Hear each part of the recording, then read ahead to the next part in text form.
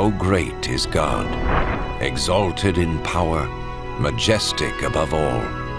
The heavens tell of his greatness. The skies display his awesome craftsmanship.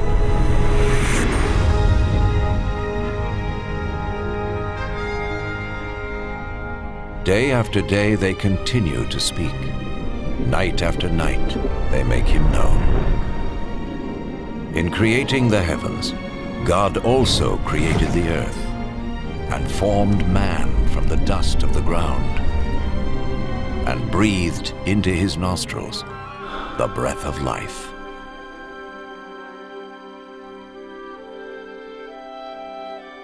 The God of love created man and woman in his own image to have a relationship with him. And so in the beginning, they revered and honored God and lived in harmony with him.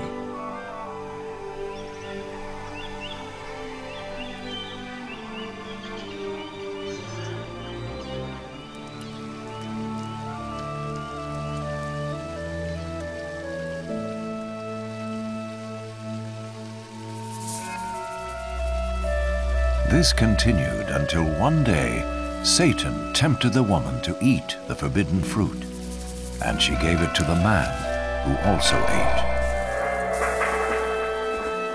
In so doing, mankind rebelled against God and went their own way.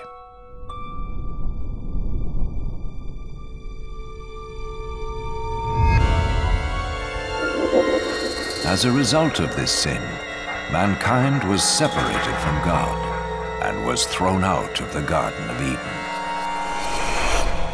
But God still loved mankind. It was never his desire to be separate from those he created. Yet how could God be holy and the source of perfect justice if he did not judge mankind for their sin? In his holy book, God reveals his plan to save the world from his judgment. One of the first to see this plan unfold was Abraham.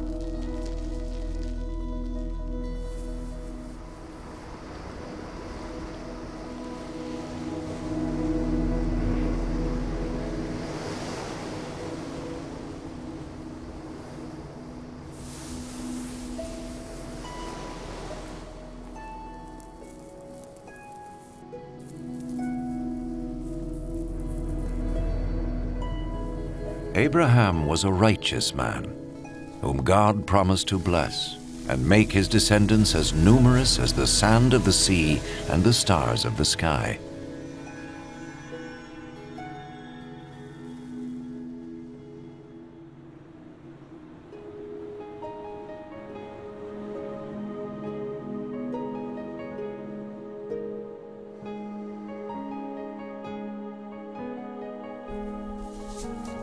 To test his obedience, God told Abraham to sacrifice his son as an offering to him.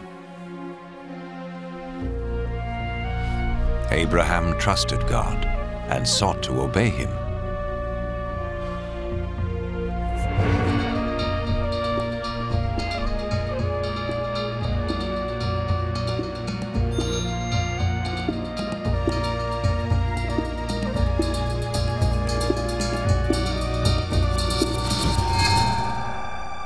But as he raised his knife to kill his son, the angel of the Lord stopped him.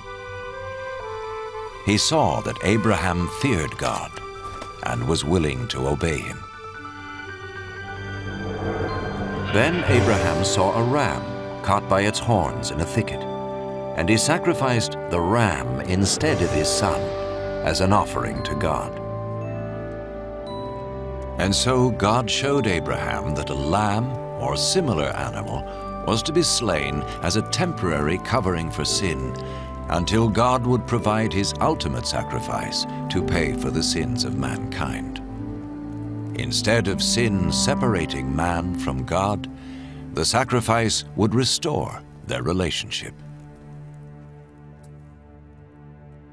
The Holy Scriptures speak of one who was to come and be the ultimate sacrifice for the sins of the world, As the ram took the place of Abraham's son, so this one who would come would take man's place, so he could be forgiven. Some refer to this person as the Messiah, the one who would come and reconcile the world back to God once and for all.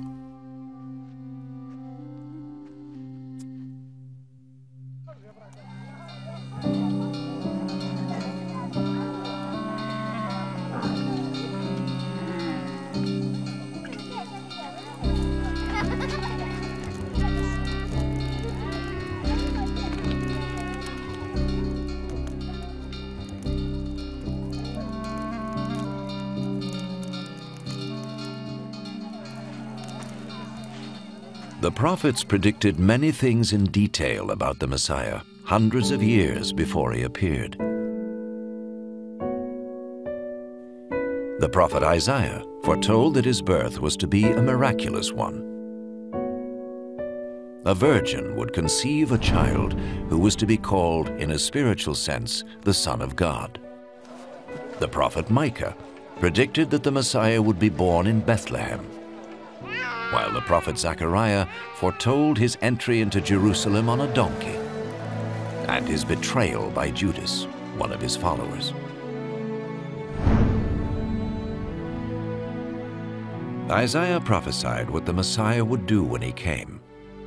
The Lord's anointed will preach the good news to the poor, bind up the brokenhearted, proclaim freedom for the captives, and proclaim that the time has come when the Lord will save his people.